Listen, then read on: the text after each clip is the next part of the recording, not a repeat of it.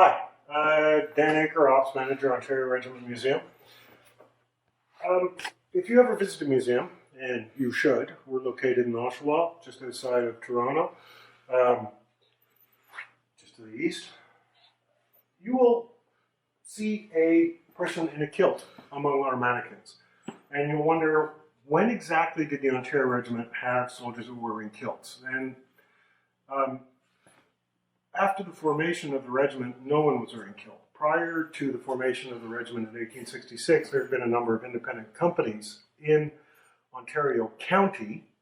Ontario Regiment is named after the county, which is now known as Durham Region, that had been Highland. For instance, the Whitby had a Highland Rifle Company.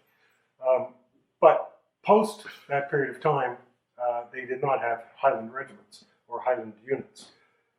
But you'll see a person in a kilt here, and why we have this person in a kilt, or this mannequin in a kilt, is sort of allowed us to discuss where we get a lot of our artifacts. A lot of our artifacts come from multiple sources, but one important source is basically local families. Grandfather passes away. They go up in the attic, they find a box full of his memorabilia from when he served in the war.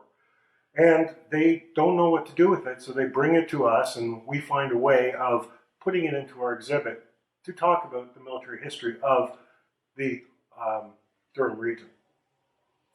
We had an HVAC consultant, a heating and ventilation consultant that came in and was doing some work for us a number of years ago. And he came in and he said, "Oh, my grandfather served in the First World War. I don't know much about him, but I do have his uniforms. Would you like them?" So he was able to bring in the uniforms, and basically we were able to tell him that his grandfather served in World War I with the Black Watch, RHC, and you can see the badge, that he was able to provide us with the official headdress. This is all Black Watch. We also were able to tell him his grandfather was a captain and had been wounded once. So, while this is not specifically to deal with the Ontario Regiment, it does allow us to talk about the donations we received from the families from all over Durham region. We did not receive a kilt with it because the kilt was actually a military issue as opposed to the officers' uniforms. Officers would receive an allowance to go out and buy their own uniforms. But we did talk to the Black Watch Museum, and they did send us a kilt. It's much easier than having a bottomless mannequin.